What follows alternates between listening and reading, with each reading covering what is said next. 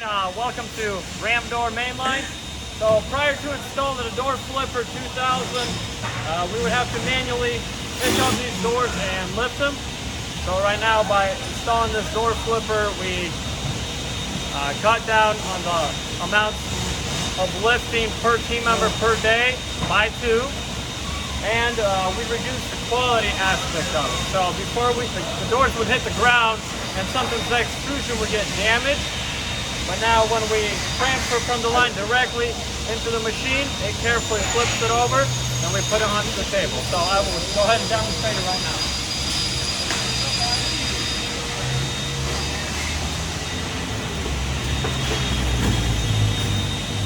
And all you have to do is stand back, hit the green button, and let the machine do its thing.